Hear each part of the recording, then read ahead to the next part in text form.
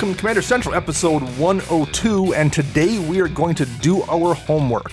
The first 100 questions are multiple choice, but half your grade is based on an essay, and you get one bonus question for getting your name right. For example, I'm Dana. I'm Dana. No, see, that's not a bonus point for you, Max. You've already failed the test. No, but I'm just going to copy you. Okay, well, that makes sense. I'm Chris. There we go. There we go. See? Okay, so Max is copying me, so he's going to get most of the points, and Chris knows his own name. That's okay. For one of the tournaments I went to, I totally forgot to put my name on my deck list and got harassed the whole tournament. 'Cause I knew the head judge, and I was the only one who didn't have a name on my deck list. So the entire tournament, he harassed me for it. Nice. Oh, wow. I can't say I've forgot. Yeah, that's the one thing I think, like, first thing, like, this is my name right at the top. So, how's it going this week for everybody? Pretty good. Awesome. You getting hyped to play some Magic at Magic Fest Madison? Yeah. You mean GP Madison? GP, okay, yes. I'm boycotting this Magic Fest stuff. GP still technically exists, is what the internet's going to tell us. How's your prep for it going? We'll find out tonight. That's your first actual a run at doing it. Is it draft? Yep. No, we're doing sealed. Doing sealed? Okay. Yep, what we're doing is every store cracks stuff for the store. Right. Before the release, so they have singles to sell on release day. So what we're doing is we're going to crack for the store, and then we're all going to sit and discuss, like, open 6 packs and how we would build decks out of those packs. And that's a good idea. Yep, the whole team's going to be there to sit and discuss it. So we have a basic understanding of the set. Cool. That is a good idea. And then you'll probably be playing in the tournament that would have been this past weekend. Are you playing in the Winnabox on Saturday? That's sealed? I haven't decided yet. Okay. I'm kind of torn on it. Yeah. I was thinking about going in for something to see what you have to play and to get the Bolas of Citadel promo. Because that's this weekend. That's draft this weekend as well. So it'd probably be Draft. F&M. I think it's Saturday. He'll give them out on Saturday too, probably. Because there's also the Liliana's, whatever it is. Yeah. That's a promo this weekend too. I think that's just for showing up, but the Bolas one you have to, it's for the top X amount of people in whatever event they do. So probably. Her Triumph. Aren't those what those are? Liliana's Triumph, yeah. Which is kind of the semi-full art one. Yeah. Which is a good-looking card. And the Bolas Citadel. Diabolic Edict. That's going to be a right. modern. Yes. Yeah, man, we're getting actually closing in already on the Modern Horizons spoilers too. That's not very far away. I know. They better hurry up. You're ready for it? You're hyped for that already? Well, GP Madison is in August, and this set comes out in June. GP Madison is in May. Is it? Minneapolis is Minneapolis is. Yep. Yeah, same difference. They Same both thing, start with an M. They're driving distance for us. It's fine. Well, that's in August. Yeah. This set comes out in June, and core set comes out in July. So I have those 2 months to prep for Modern. Right. To see if there's anything that's going to change in between with the new sets, which we're all expecting huge changes with Modern Horizons. Horizons for sure will change. Yeah. Yep. Even if the core set doesn't add anything new. So. Of course, that's always add something or another. Yeah, it's less. They're less likely to add modern cards like I suppose in a regular set, but you never know. You never know. So Maybe they'll reprint like Amulet of Vigor. There we go. Make it easier for me to find them. Well, if you want to find us online, speaking of finding things on social media, how would you do that, Chris? You can find us on Twitter at CMDR Central. Find us on Facebook by searching CMDR Central. Find us on YouTube searching CMDR Central. And find us online at cmdrcentral.com. You can also find us online at Flipside Gaming. Yeah, head over to flipsidegaming.com. Use promo code CMDR in all caps. You'll get 10% off all orders, $10 or more. They're pre-ordering Modern Horizons, by the way. They are indeed. And, so our code is good on that, and we really appreciate all the support for people who shop there. Yes. Yeah, absolutely. It is a big deal. If you want to support us, you can also do it on patreon.com. Patreon.com, CMDR Central, like everywhere else. We're doing those weekly deck techs for all of our supporters that support us at those levels. The lower levels get you into our chat room to just talk Magic and Game of Thrones and Avengers and all that fun stuff. Spoiler alert, Max. Jeez. What, we talk about it. I didn't say that Luke Skywalker shows up at the end. We actually have a spoiler channel set aside just for that. I wanted to set up a new Avengers spoiler channel after Max and I went to the opening show and just put in pictures of cats falling off beds. And just see who actually comes in and looks at it. You can also support us by going to our new Teespring store. Yeah. Get your official Commander Central t-shirts. They look pretty good. Yeah. Swag. We actually just got the first ones that we ordered in right before we started recording tonight. They showed up today. So we'll have them for GP Madison, Chris. Yep, I will be wearing mine on Friday. Yep. And speaking of GP Madison and the Where's Waldo competition. Oh, yeah. We may have some decoys along with us. Really? Yes! Oh, Yes. that's right, because we have a few T-shirts for listeners that are Yes. going to be there, so we'll see if someone mistakes somebody for Max or Chris or myself. Nice. I like that idea. I should just shave baby face too. Well, that means I have to. Oh, God. Let's just all go with mustaches. What do you think? Ooh, I don't know. I've seen Dana with the mustache. Max has like a partial mustache. And I'm trying to figure out how long Dana's going to sleep on my couch. If he See, my wife was so mad when I shaved onto a mustache. She was not having any of didn't that you action. change your profile picture and something to that I picture did, too yeah, for a while? I did. She is not into that at all. Another story you can ask us in person. Right, for sure. So, how about games we played this week? Anybody play anything fun? Because I think this was the first week we actually saw some more of the Spark cards showing up in decks. Yeah. Which is completely illegal. Technically, it is. You're correct. Our resident Boros player had her Feather deck out, but I didn't get a chance to play against it. Did you happen to play it, Max? I did not. I heard Feather things happening like at tables adjacent to me, but I didn't get to see any of it to see what happened there. I got to play. Were you in the? Yeah, you were. I got to play Bolas' Citadel, which, first of all, the standard Golgari Bolas' Citadel deck is bonkers. If you haven't seen it, go look for the Jeff Hoogland video of him playing it. And there's a couple other people out there now. He kind of had the first main one out there where he just wins. He just takes a turn and it never ends. So that's pretty crazy to watch. But in Commander, I got to have it in play with a Top. Sensei's Divining Top, which is like one of the first cards I saw off it, which then lets you basically pay 1 life to draw a card. And I drew down 24, 26 deep, I think, to find a board wipe, which is what I needed. And I had to draw down to 3 life to wipe the board. And then I managed to stay alive then from that point for... And that's why you play Lightning Bolt. Well, yeah, I was close. I stayed alive for, I think, 5 or 6 turns. Yeah, at 1. At and then 1 you life. go at like to 3, and then you go back to 1, and then... I did kill Max with the tap ability on it. So that felt pretty good. It felt good. I will say this. I see people kind of freaking out about it in Commander. And it's good. It's not phenomenal. It's not ad nauseum. No. And yes, you can do really crazy things with it, but you need other cards to do that. And that's true of so many things in Commander already. You know, Tooth and Nail exists, and Protean Hulk exists, and there's just already a bunch of ways to do crazy things, and I don't think it does crazy things any more reliably than anything else. Yeah, a big card that we play in 1v1 is called Tainted Pact, which is a 2-mana sorcery. You exile a top card of your library until you reach a card that has the same name as another one. Sure. So you're playing it in like a 3-color deck. So when you're playing your basics, you're playing 1 regular, 1 snow covered, and then a bunch, then your regular dual. So you never actually hit a card of the same name until you find the card that you need. All the other cards get exiled. You take that card and you do it. And usually it's just an I win card. Sure. Yeah, I mean, it like very, very often it's either going to be essentially a tutor or it's going to be a big card draw. And I get it's nice having both those 2 options on 1 card, but I don't think it's, Necropotence is already a great card. I think people may be freaking out a little bit about it. Yeah. However, it did feel really, really good to have it out with Dividing Top. Doesn't Bolas' Citadel reveal the top card though too? It doesn't. You can just look at it. I think it reveals it when you play it. Okay. But in the case of Divining Top, you're just looking at it, drawing it, putting top on top, and then casting top to do this, to keep repeating that as long as you have life. So I will discuss that a little bit once we get probably into that portion of the show, which is homework. We're going to talk about cards. First of all, we're going to talk about changes we're making to our decks for War of the Spark cards. And then we're going to talk about a few cards that we want to kind of do homework on that we haven't played before and we've always kind of wanted to, and we're going to assign those to ourselves. And then we're going to revisit this topic in June or July. We'll do a whole show where we talk about the changes we made here and how they worked out. And we're going to talk about the homework cards and how those worked out for us. Because it's easy to say this card's good, this card's good. It's a whole other thing to actually put it in the deck and figure out what you're going to take out. I think that's a useful thing to talk about and to hear someone talk about.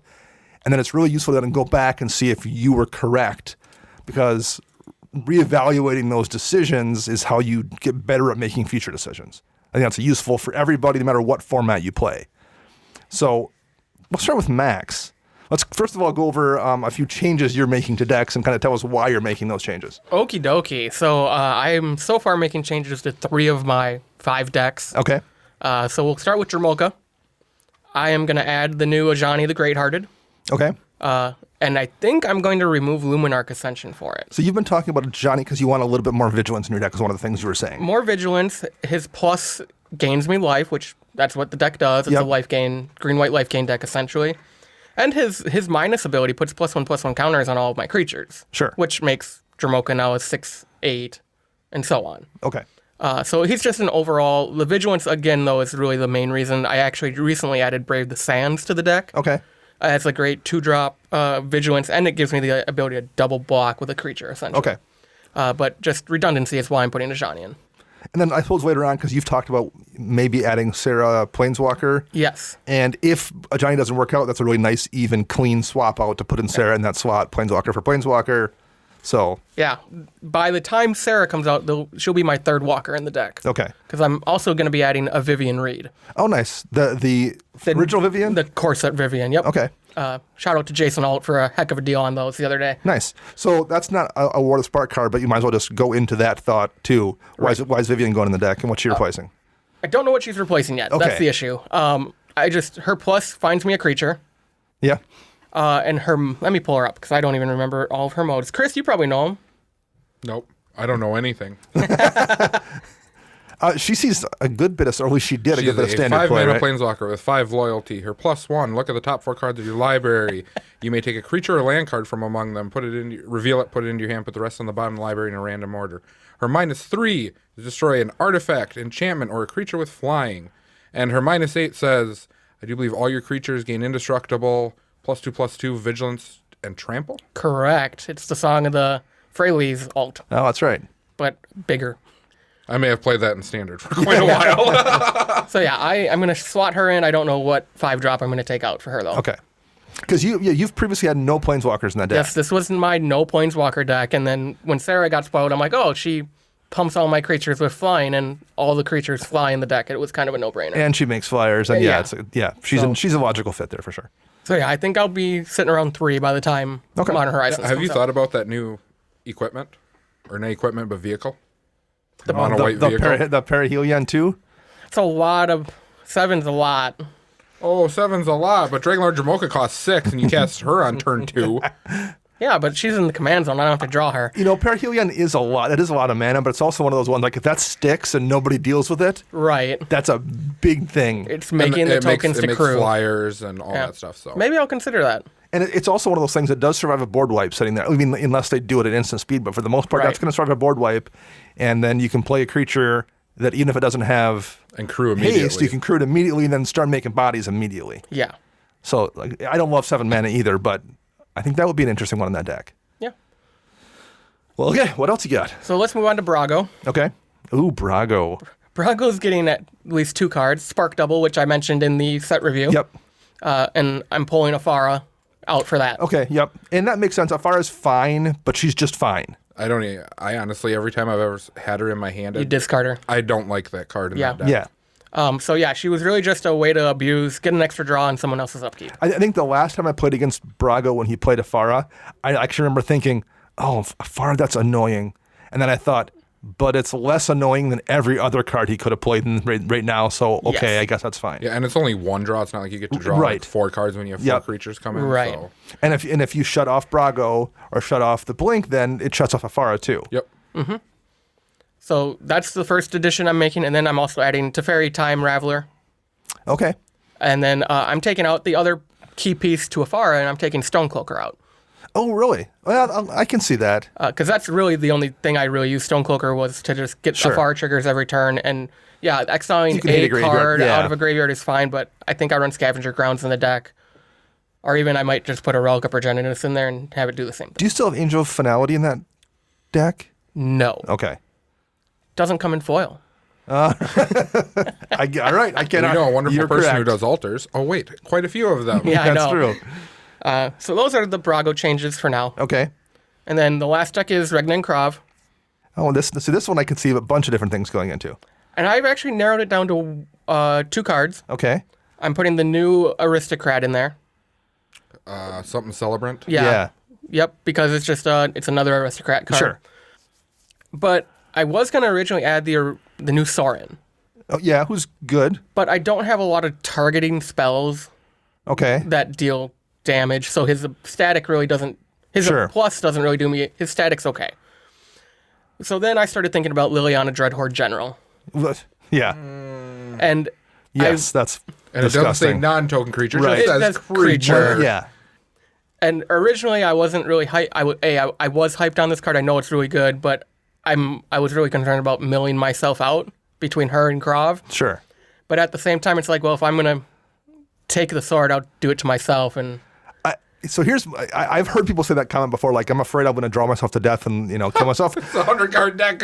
And if you do, that's a blaze of glory way to go down. If you're going Right. to lose a game that way, The absolutely. other thing I got to say about that is you don't ever play them in tandem. no, Yeah. Because then pretty much you sit on Liliana. If you have Krav just going ham by himself, Yep. you don't ever have to play Yeah. Liliana. Now, once he's killed a few times and it's hard to bring back, then you're just like, okay, we'll do this with Liliana then. Can you respond to this one? right. I killed myself with Dark Prophecy in my Teza Orzhov Scion deck multiple times before I took it out. And I took it out because strategically it didn't really work that great. But I never regretted dying to drawing 32 cards. I was always like, well, you got me. Right. So this was the cut for this. I'm still not quite sure at. It's down to either Elspeth Sun's Champion, because that's my highest drop in the deck next to Regna herself. And that's always useful to be like, it's always good to downgrade in CMC costs when you're making swaps. Right, but this is a 6-drop for a 6-drop. Oh, that's true. It is 6. I thought she was a 5, I think but you're right. Elspeth's way too good to get rid of. So do I. The board wipe capability of her And uptick, and her ult just wins the Both game. of them are useful too. And the tokens is useful in that deck. Yep. So my other alternative for the cut is Grave Pact. Okay. I can get behind that one. Because I'm running Dictate, You do have one option already. one option, and I haven't really gotten them out at the same time, so I just don't want to worry about that walk. Sure. No, I can see that. So You're still running one of them. right, and that triple black is sometimes Can hard be to tricky. hit. So I see that. Okay. those are my War of the Spark additions. Do you have any homework cards you're gonna put in decks? You did mention the Vivian Reed, I guess. Vivian Is that Reed. one of them? What else do you have? That wasn't really a homework card Okay. when I bought it, because I'm just like, oh, that could go in Jamoka. Let's Sure. try it. But so my homework cards are, my first one is Manifold Insights. Okay. So Dana actually ran this in Talrand I did. for a short while. And I liked it. You reveal the top 10 cards Yep. of your library, and then each opponent picks a non-land card, and you get that. Yes. The problem, I think, in Talrand was it was 10 cantrips. And it's not scary. 100%. Everyone just goes, well, take this ponder and this preordain. Right. And they don't, that's fine. And no one is that concerned about that. And there's just, in that deck, there's so few other things that are scary. Cards are good in that deck, but like, that's not a bad choice for anyone to have to make. Whereas in a different deck, that's a whole different thing. Right. So I think I'm going to try this in Brago. It Okay. just gets me more selection of cards. And you have a lot of scary problem spells in there that I don't want to give you. Right. First card I'll choose is Council's Judgment. Because I will screw it up every time. That's a good call, I'll be Chris. like, you Good can have idea. this one. Take the council's judgment. You can watch him try to destroy his own stuff. Yeah, I walked right into You that. did. You did. Second homework card is one from Commander 18, I think. Enchanter's Bane. Okay. So I was... This That's card the was, red one, right? The red, if at the beginning of your upkeep, it deals damage to the controller of an enchantment equal to its CMC, or you sack it, or something like that. I picked it up when the set came out, but I haven't really put it in any decks. So I'm going to try to find a place for it in Tajik, I think, Okay. just to try it out. I mean, I'm in white. I do have some You exile. do have other options in white. But I figured, you know what, it's a 2-drop. It's going to be a cheap inclusion. Do you have that in your Mogus deck? Because you can't deal with enchantments there, and it kind of fits your Punisher style. It does. It's just more target, like more people to hate on me. I have enough stuff that just goes kill me that's now. true. That's true. You're correct. What I need is like a ghostly prisoners. And yeah. Well, there is a black one. Koskin Falls Yep. out of Homelands, I think. And you have to tap a creature, I think, during your upkeep to pay the upkeep cost on it. I don't have that many creatures in You that don't deck. have a ton of either. creatures. But then then basically it's a propaganda at that point. Koskun Falls. During your upkeep, tap target untapped creature you control or sacrifice it. So, but it does give you the ghostly prisoner. Except you have to pay 2 then, right? People can't attack unless they pay 2. Unless they pay 2. So it's Ghostly Prison. So it gives you it in black. That's not nothing. My final one are a pair of cards, which I just haven't put into Brago yet. And yes, more cards for Brago. And it's going to be Palace Jailer and Keeper of Keys. The 2 Monarch cards. Oh, sure. Can't believe you don't have a Palace Jailer in there already. Yeah, I'm kind of surprised. Never picked one up. That's a really solid card, too. And it's now like $7. Yeah, because it gets played in some legacy deck. Yeah, Death and Taxes. That's right, yeah. So strange how many of those obscure, like, random cards from Conspiracy are so good showing up in other formats. Yep. Okay. So that's what I have. All right. Chris, how about you? So I have 3 editions. All right. And we're just going to go off my Mogus and my Alesha deck. Okay. Haven't really thought about Anamatu too much. It's going to be like one of these I'm going to have to do a complete overhaul on. Okay. But the first one's going to be the Elder Spell. Yeah. And this is, I want to say I'm kind of making a meta call on this card. Sure. The biggest reason is because with this uptick in Planeswalkers that we've received in this set, I think a lot of people are going to be playing them. I would tend to agree. Even if I don't have a Planeswalker out, it's straight up just 2 mana, kill all the walkers on the field. So for those who don't remember, Elder Spell is 2 black for a sorcery. Destroy any number of target Planeswalkers. And that's probably enough in a lot of decks. Mm-hmm. Then it also says, choose a Planeswalker you control and put 2 loyalty counters on it for each Planeswalker destroyed this way. Yep. And in Mogus, I think I'm running 5 Planeswalkers, 4 or 5 Planeswalkers in there. So it'll be a little bit more viable to get the secondary clause. Yeah. But in Alesha, I'm running 1. So, I mean, I've thought about upticking the count of Alesha. We'll see. But my next card is actually going to go in Alesha. Well, let me quickly make this comment with the Elder Spell. So I think if you're playing red, people already are taking a strong look at Vandal Blast most of the time. It's a really heavily played card because you can just destroy all other artifacts in play. I see plenty of Back to Natures get cast to destroy all enchantments, or even it's Calming Verse destroys all enchantments that aren't yours as long as you have no untapped lands. So the question becomes, are we at enough Planeswalkers where it's worth running Elder Spell just blindly to destroy Planeswalkers? And maybe it is. Like, I think right now for at least the first month or so, as people are really testing these new Planeswalkers, it is. But I mean, after that, then you're going to have to really pay close attention to people's decks. But like 2 mana to kill, if you kill 1, that's probably worth it. Like I've cast Back to Nature before with 1 enchantment out, and I'm always like, well, okay, that's fine. Yeah, the amount of Sorens that I've seen hit the field that goes, your life's at 10, it's just like, I'm going to kill that guy. Yeah. We're not playing this game anymore. Yep. Or they kill, or they hit one person with it, and then the next turn you're like, are they going to be able to put a counter on there and hit me with it? I'm just going to make it go away. So I think, I'm putting, that's one of my changes as well. And I feel like in 2 months when we revisit this, we're either going to say, oh, I've put Elder Spell in every one of my black decks, or you've taken it out because there weren't enough Planeswalkers to make it relevant. Yeah. But I have a feeling it's going to become one of those cards where you just consider putting it in every black deck because it's worth spending 2 mana even to hit 1 Planeswalker, and there's almost always 1 Planeswalker. Yep, and this card is one of them that I'm going to go pick up tonight, at least get one of. Have it set aside for me by the store or whatever, have it reserved if they have extra ones, whatever. And if you happen to have a Planeswalker out and you kill 2 Planeswalkers, and yours just magically is an alt range, it's useful, and it has an upside where you can win games or like make it really difficult to lose one if all of a sudden you get a nice emblem that no one thought you were close to getting because you killed a Planeswalker and put 2 extra counters on it, which just put you over the limit. Yeah, I'm definitely going to run this in Anamatu. It's one of the for sure cards for Anamatu. Yeah. Just for the simple fact, if no one has walkers and I have a walker who can ult and just completely change the game, I'll kill my own walkers. Yeah. Mm-hmm. Yeah. Just to put the counters on it. Yeah, that's going to be worth it sometimes too. Yep. No, that's a really good call. I like that card a lot, and I think we're going to be talking about it in the future. For sure. The other card I have is Sorin Vengeful Bloodlord. He's a 4-mana Planeswalker. He during your turn, I do believe. No. Yeah, as long as it's your turn, creatures and Planeswalkers you control have lifelink.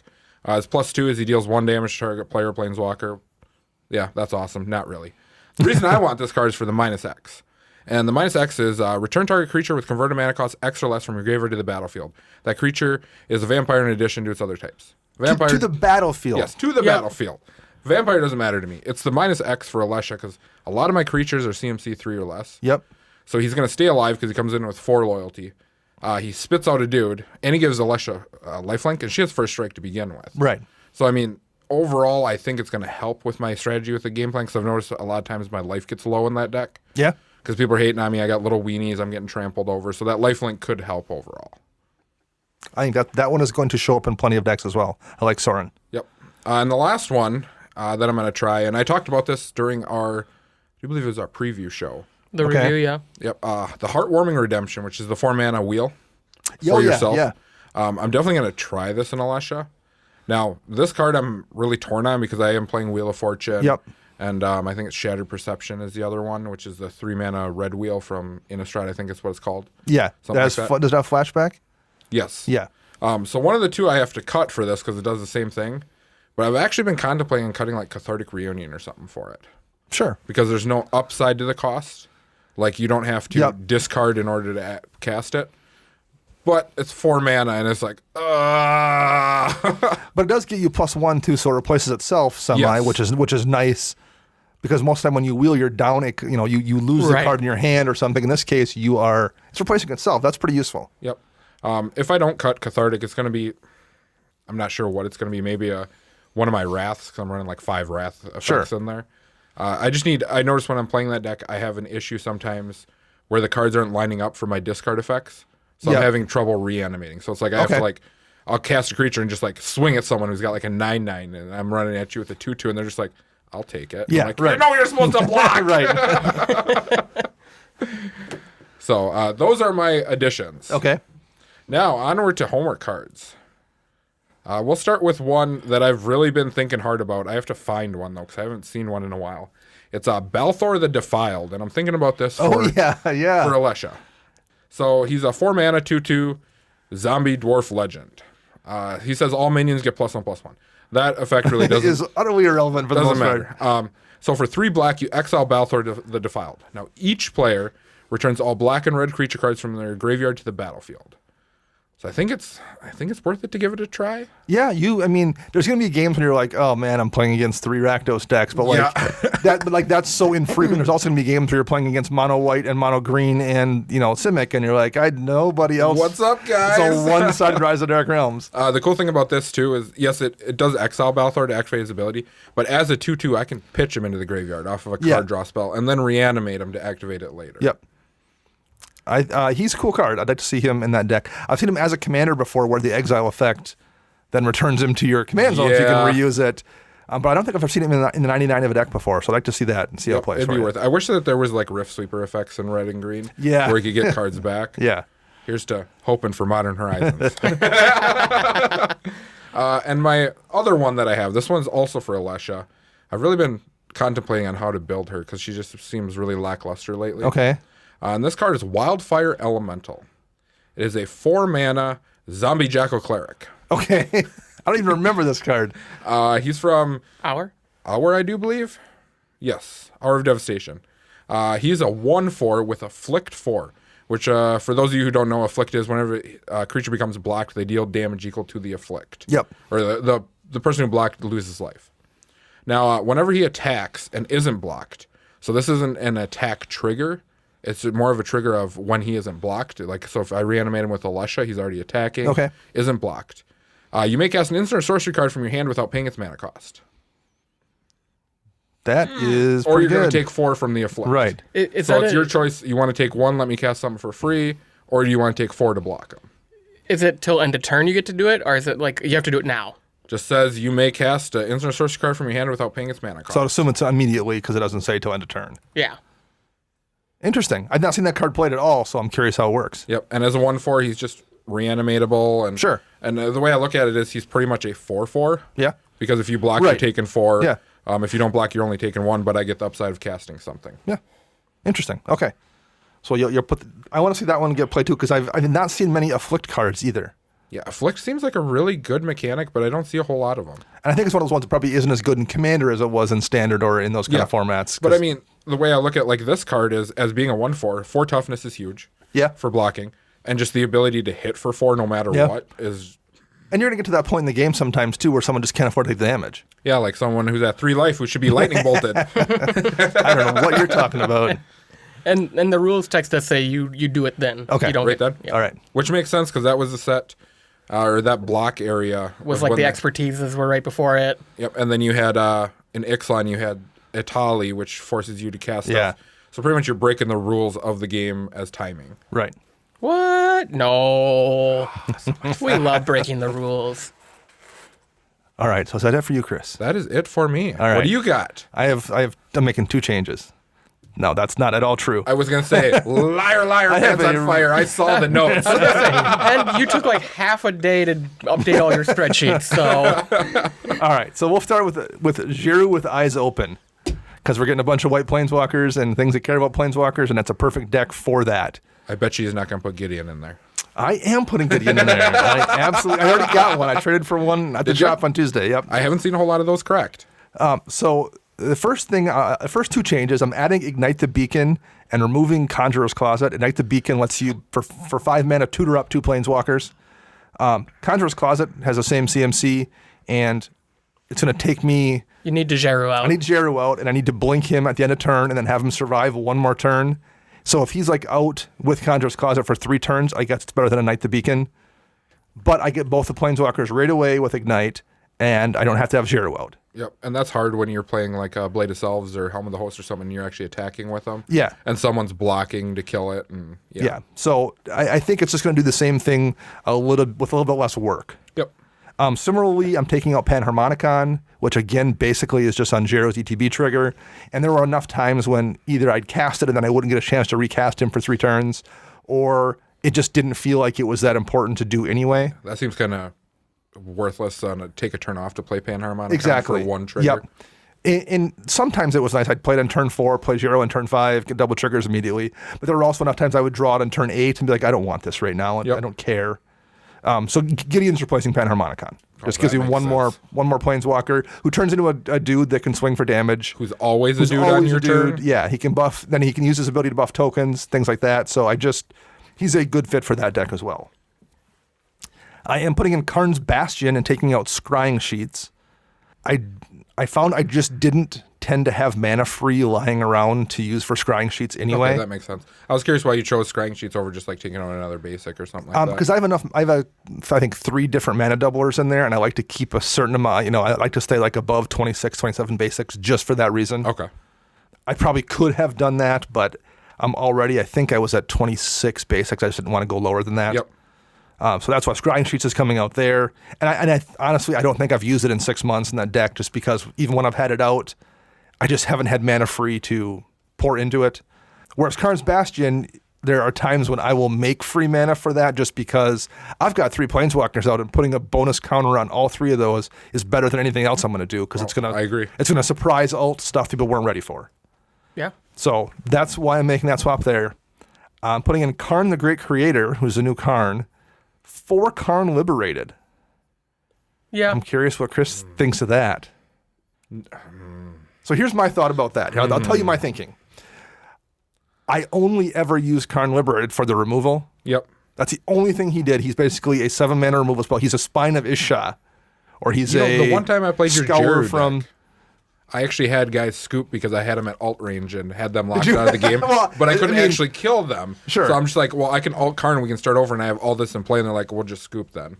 Sure, and occasionally that kind of thing would happen. But like for the most part, I just always felt like I never wanted to, very rarely did I want to tutor it up just for the removal option. Yes. I mean, occasionally, but I just felt like there was enough times, it used my whole turn up to remove one thing, and sometimes that was good, but there were enough times, again, I didn't want to cast it. Whereas Karn the Great Creator at 4 mana, it's going to give me a chance sometimes to cast 2 planeswalkers in a turn. If I've got that and Gideon, I can cast them both for the same cost I could cast Karn Liberated for, to just use them for a removal spell. Yes. But his abilities are so weak. Shutting off opponent's mana rocks, that's not nothing. Why didn't I just play Ugin? Mighty Ugin. I'm playing Ugin too. Because Ugin's going in for Staff of Nin. Oh, I'm behind that 100%. Same converted mana cost. Ugin kind of draws. He makes a spirit that draws you a card, same as Staff of Nin does. Now, those cards that he exiles that you can cast or whatever, are they like Gonti where you can cast them anytime even if Gonti's gone? You don't get to cast them. You just draw a card. Is that how it is? I thought you exile the card. You draw that. You exile and then you draw a card. You draw that card if the spirit dies. If the spirit dies. Okay, that's how it works. Yep. Okay. It's a weird manifest. Yeah, it is. The Wanderer's going in place of a Johnny Goldmane. Johnny's +1 to gain 2 life does nothing. His -1 when my commander already has Vigilance almost doesn't do anything. So basically, it's his ult, and I don't want to run a Planeswalker that I just care about the ult. Whereas the Wanderer being able to play for 4 mana and then tick down to exile a creature, that kind of replaces the Karn effect that I'm losing anyway. It doesn't hit any target, it just hits creatures, but it kind of takes that slot, so... What's the Wanderer's static ability? Prevent all non-combat damage that would be dealt to you and other permanents you control. So that's not a huge There goes deal. my lightning bolt. Shuts off Chris's lightning bolt. Shuts off blasphemous act. Like there's enough times Yep. you take incidental damage from things that it would, Chandra's ignition. exactly. And that I've gotten killed by that plenty of times. So And you've killed plenty of people and with I it. have. Grateful Apparitions going in. That's the spirit for 2 mana that proliferates on dealing combat damage, Yep. and it has flying. That was an absolute beast in my pre-release deck. There were multiple times when I would play the new Teferi, bounce something, and then pass a turn, and it would come back to me, and I'd swing with the Apparition, put a counter on Teferi, do something else, put a counter on me, and then use this -3 again. Yep. That card is just fantastic. I'm And super curious how that'll work in Commander, though. It's such a weak creature. But you only have to have one person that has no flyers to get through on. Like it's if it's 1v1 and they have any kind of flying block, you're not getting through. But there's almost always one person at least. You know that's going to turn into, why you keep hitting me, brah? Yeah, right. Like, I'm not doing anything to you. You're putting counters on my planeswalkers. I appreciate that. I'll save you for last. Just don't block ever.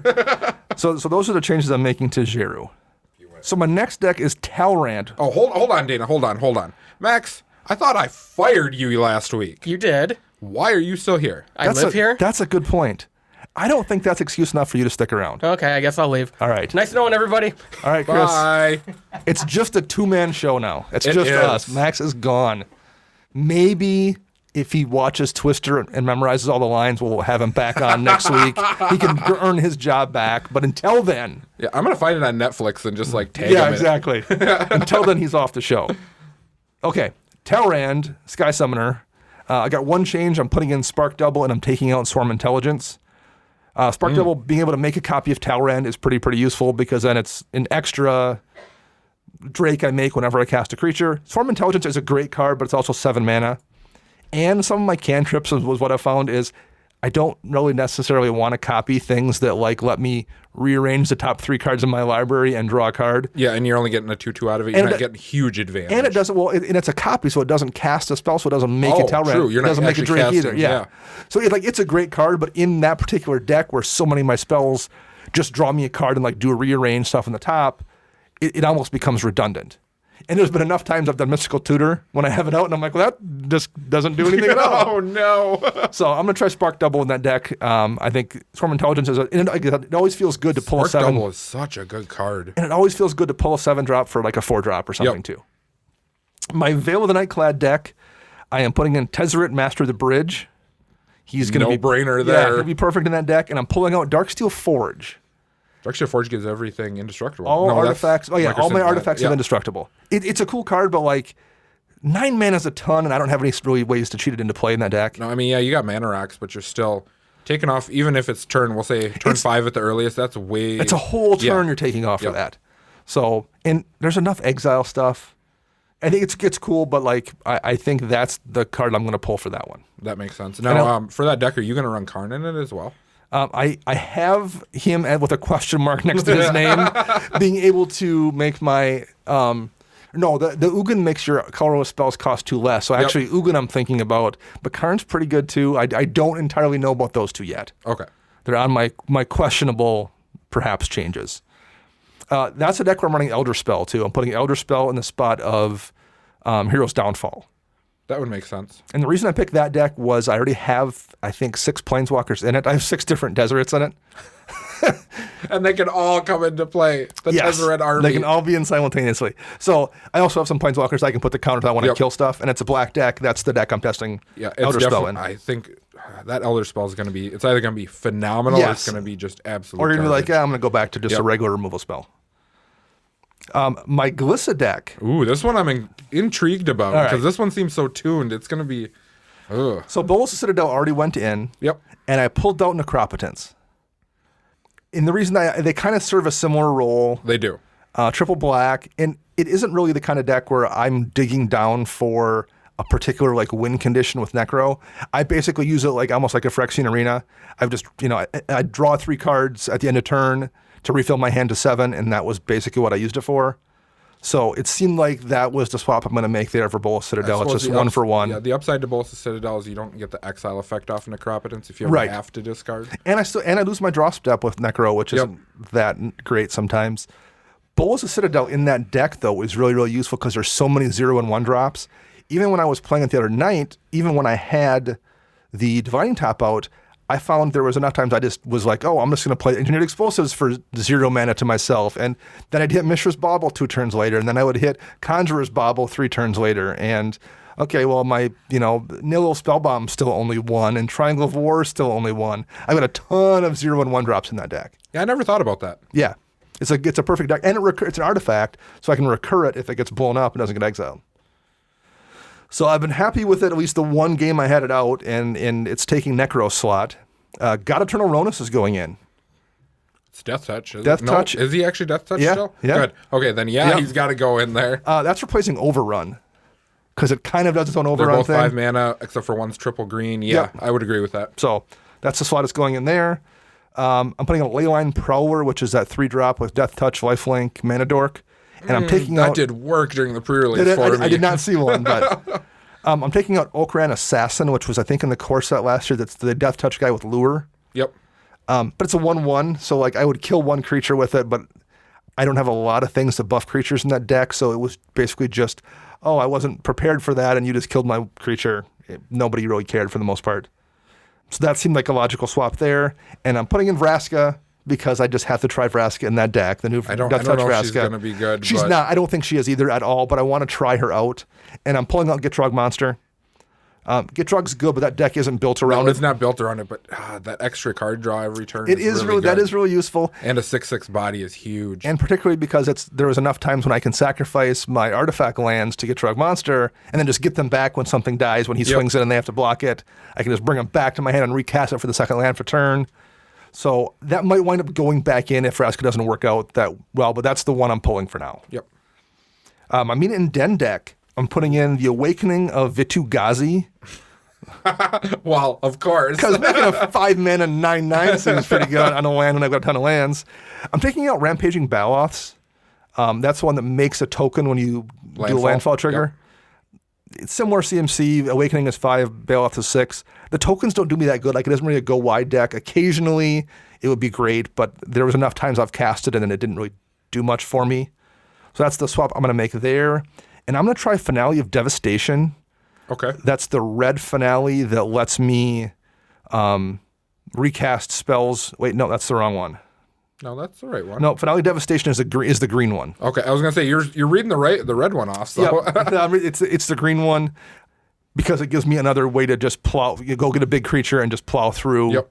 And there's enough stuff like whether it's the new Multani that's just by default giant because of the amount of lands I play.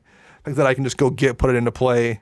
So yeah, that's the one I'm going to try. That's where I'm going to try the Finale Devastation in that deck. Yeah, it's too bad that deck didn't have more Planeswalkers and counters. You could run the 3-drop that proliferates whenever you have a landfall on. Yeah, yes.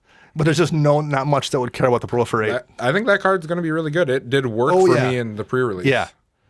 Both of the blue ones, both those two are I never saw the fantastic. blue one, but the green one was just having 3 Planeswalkers out. It's like landfall. Oh, put a counter on all of them. Last deck is my Reki History Kamigawa deck.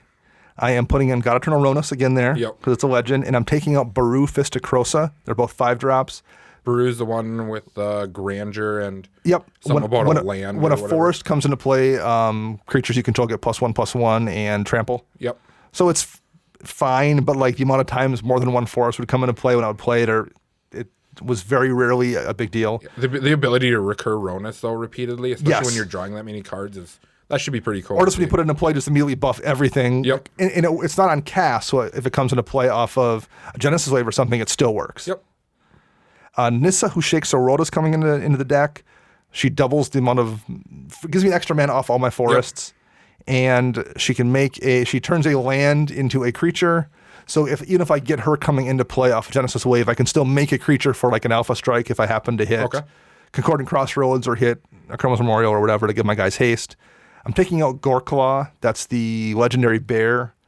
It just didn't creature ever power 4 greater than trample or something like that. Yeah, it just didn't ever do enough in the deck for the most part. So Nissa's just better at the 4-mana Yes. slot. Nissa. No, Nylea. Nylea. Vivian, Champion of the Wilds, is going in the deck. Is that the new Vivian? The new Vivian, 3-drop? and she gives your creatures flash. Man, that was another one I had in my pre-release that didn't work. Yeah. And I'm taking out Garthoma That's the one out of Battle Bond that is like the 11, whatever it is. But when it dies, people draw cards equal to the amount of damage. Oh, the worm? Yeah, the big worm. I could never really make it. I mean, occasionally it would come down, and I would. I think having that Planeswalker is going to do you big. Yes. Because her uptick is look at the top 3 Yeah. or 4 and take a creature card out of them, which your deck is, 75% creatures, Yeah. I do believe, something like that. So you're going to hit every Yes. time. And for the same thing, I'm putting in Vivian's Arcbow. I haven't figured out what I'm taking out yet. I think I'm taking out Cream of the Crop. Same thing, Arcbow's legendary. It lets me find a creature. It just does all the things I want. So that's a perfect deck for that as well. Discard. No, you can't discard Ronas because when they die. So when they die, yeah. That's such a shame. Yes. So the 2 homework cards I have here, the first one's Benefactor's Draft. That's 1 and a green for an instant. Untap all creatures, not just yours, not just anyone's. Untap all creatures until end of turn. Whenever a creature an opponent controls blocks, draw a card. And then it says draw a card. Yep. I read that card and I was really curious where you wanted to play that. I don't know yet. So here's my thought on it. Chart a Course in blue is really, really good, spending 2 mana to probably draw 2 cards. Yep. And that's at sorcery speed in blue. This always draws you 1 card. And if you just get 1 block out of it, it's a good draw spell. Let alone whatever combat damage stuff you've done to screw up somebody attacking an opponent. You've probably robbed them of some resources, made some kind of weird combat thing happen, tricked them. I never thought about that, playing that on an opponent's turn when they're attacking someone else. Yeah, so they swing at somebody else and like, they think they're getting through with that 3/3 flyer just for some chump damage, and you're going to untap their flyer so it gets blocked. You're drawing 2 cards, you're screwing things up, something's going to die. You don't have to do something huge with it for it to be a really good card. But there's also the upside when someone's tapped out because they thought they had an Alpha Strike and somebody else fogged, and someone goes to crack back and kill them, and you play it, and they have to go, well, do I want to die here or let that person draw 9 cards off my creatures? Rather than die, they're going to take it. Like, I think there's a lot of upside to it, but like the worst case scenario is still not bad. Like if it's just a cheap green draw spell, it's probably pretty decent.